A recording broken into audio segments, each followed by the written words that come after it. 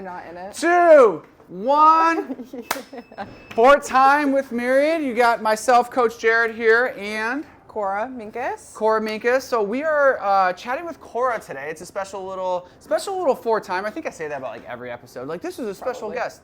But this is a special episode because Cora and your co-founder Jenny Yep. Are partnering with us to have a sweet, awesome event on Sunday, May 31st. Yes. Yep. Sunday, May 31st. The Red Dog Rescue is going to be bringing a couple dogs. Yeah, we'll have anywhere from 1 to 3 dogs here. 1 to 3 dogs Yep. here during the 8 a.m. and 9 a.m. move class. So you can kind of play with the dogs, pet the dogs, hang out with the dogs. And then at the 10 a.m. class, there's going to be potentially a small little workout kind of vibe that we're going to have with the dogs around as well. So yeah, for sure. Tell me a little bit about Red Dog Rescue. Tell me a little bit about yourself and how you've like got into the world of animals, but mostly dogs. Okay. Starting with myself, I started dog training about 6-7 years ago. Okay. I did not go to college. I went straight from high school into dog training. I went to school in North Carolina for 6 months.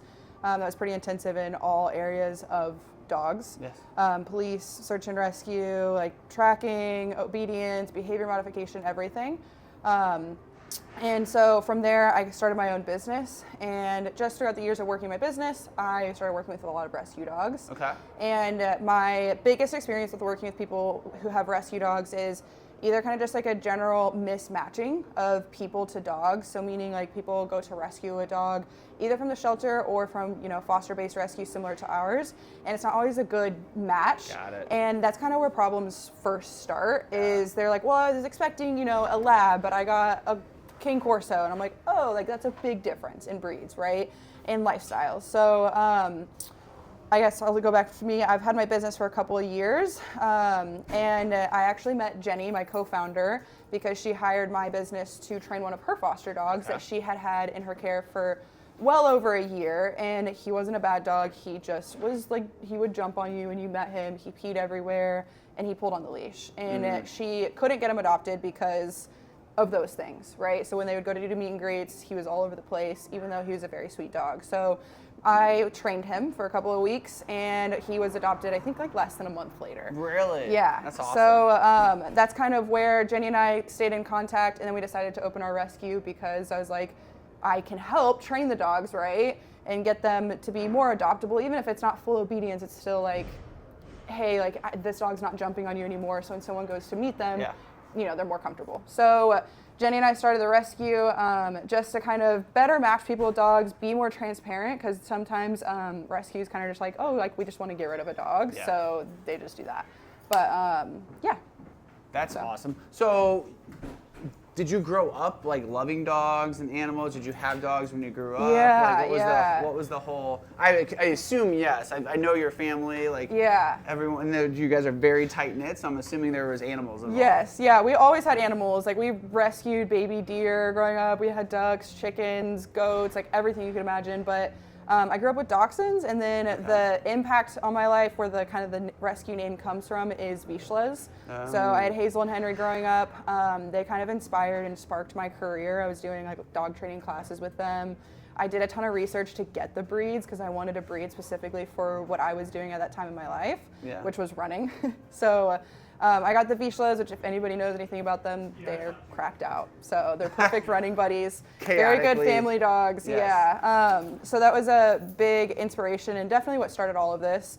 And Jenny, my co-founder, also had a red dog named Chloe as well. Okay. So that's kind of where our name originates from a bit, but there's a couple of meanings to it. Yeah, I was going to say, actually, if you don't mind, would you share the other meanings? I asked you that question. I was just like, where does red dog come from? Yeah. It's a little bit unique, and people are kind of like, oh, do you only save red dogs? And it's funny because, right, like the last couple of dogs we have had been red, but we were like, it's not just red dogs.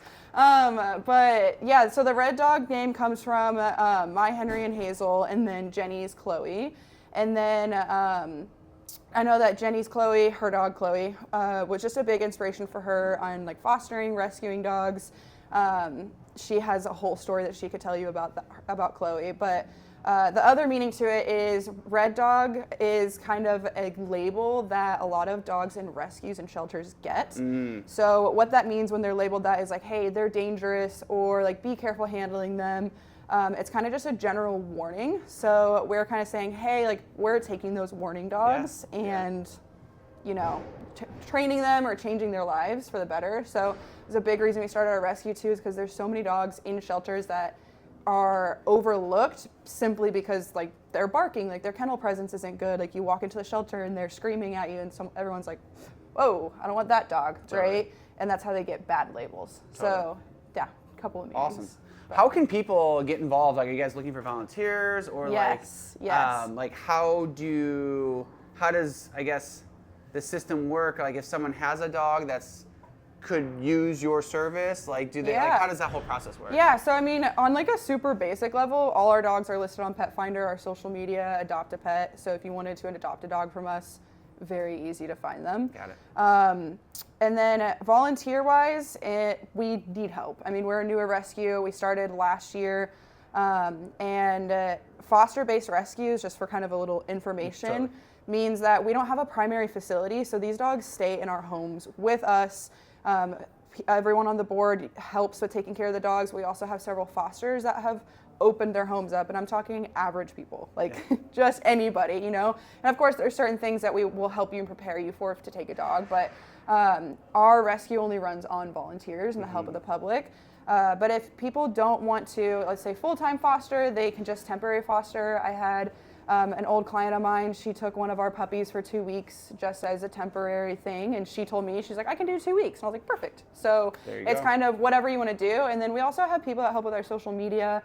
We have our fundraising coordinator, and then we have a couple of different positions that you can do pretty much remote as well. Yeah. So as we're kind of in a place right now as a rescue where we're stalled at being able to take more dogs because we need more help before we can keep taking dogs on, just because there's so many positions of like things that we need help with. And us four who's on the board, we can't do it all. Yeah. So I was gonna ask, how many dogs do you have?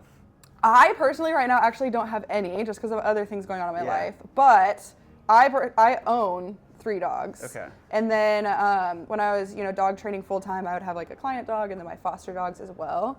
But in our rescue right now, we have 3. So we just got one adopted last weekend. Oh, so very it's exciting. cool. Yeah. Was that is it Tony or Tommy? Tommy. Yes, yes. We had him forever. He was our first pull as a rescue, and he's such a sweet dog. That's awesome. And everyone was like, oh, like they just kept overlooking him, and I'm so happy because he could have gone anywhere. Is it hard for you? I imagine like the idea of fostering. Like I've never done it myself, but like, is it hard for you to like say no and not take every dog?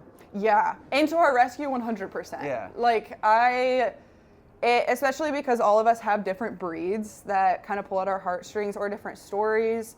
And so that's been very hard, but a big thing that we kind of pride ourselves on is not just being ethical, but also like going above and beyond for the dogs that are in our care. And we don't want them like sitting in crates all day. We don't want them, kind of being locked up because that's what they're doing at the shelter, right? So we want to make sure that we have enough time and resources to be able to get them out, to train them, to socialize them, to do all this stuff with them. So that has definitely been a big factor into why we don't have, 10, 20 dogs in our care at a time, because we're just taking on what we can, manage. Gotcha. So. And then you yourself, you have your business, the professional dog training. Yep. Who are your typical clients? Is it kind of ranges all over the place? Is it someone who like gets a dog, like, well, I want this dog trained in order for it to be in my house, or is it someone who has a dog that they adopted and find out like, ooh, I need help, like what is it all of the above? Yeah, pretty much all of the above. I have, some clients. I actually just had a client come to me that was like, yeah, we adopted a lab, and now he's 100 pounds and he's a King Corso. He's not a lab. And I was like, whoa. So I have people like that, and then I have clients who come to me that are experiencing extreme behavioral issues with their dogs. Yeah. So I kind of have my niche in human aggression specifically, but I do a lot of socialization. That's what my business is about, is socializing with other dogs or with people, because a lot of people or a lot of other trainers focus specifically on the obedience part, right? But it's actually very easy to teach a dog to do obedience. It's much harder to teach them life skills. So that's a big thing that I focus on in my business, but I kind of take a little bit of everything. I just hosted a nose work class last month, so we taught all of the dogs how to find narcotics for fun. Interesting. And these are just people's, pet dogs. They're pseudo narcotics, but There's a lot of different avenues, and I have a lot of different services. So that's awesome. Yeah. How can people get in touch with you for your? For my business, Yeah. my business is Canine Connected. Okay, We have you're good. time? You can keep going. Okay. That's just to let me know we're close to time. Okay. So. Canine Connected, Canine spelled out. I'm on Instagram, Facebook. But yeah, otherwise, if you find my social media, you can find my number. I'm a pretty small show. Gotcha. So, and then Red Dog Rescue. Red Dog Rescue all the way. Follow us on Instagram, please. Yes, Instagram, follow. Facebook, we follow everything. on Instagram. You can see cute pictures of doggies all the time as well. So yes. We post some funny content here and there too. Yeah. It's not just the dogs. Everybody's always like, I can't look at your page. I want to adopt one. And I'm I like, mean, there's so many ways to help though. as someone who's like in the like, our dog passed away last year after 13 and a half years, so I'm like already kind of like, I'm taking a little bit of a hiatus you have to. and You taking have some to. time to separate. Yeah. But even the other day, my wife's like, oh, there's this dog that's up for adoption, and Oh, it's dangerous. and I'm just like, yeah, don't send that to me. Yeah. Give me a couple more months. Yeah. So. Yeah. The event itself, so we Yes. talked about that in the front side. Want to talk about it again. So that is Sunday, May 31st. Yes. 8 a.m., 9 a.m. The dogs will be here. You can play with the dogs, pet the dogs, hang out with the dogs. It's 8 a.m. class, 9 a.m. class. So in between classes, you can kind of hang out. And those dogs will be available for adoption, like those. Yes. Yeah. Okay. So the 8 a.m. and 9 a.m. classes, everybody in our rescue, well, majority of our rescue will be here, kind of just hanging out, Okay. answering questions.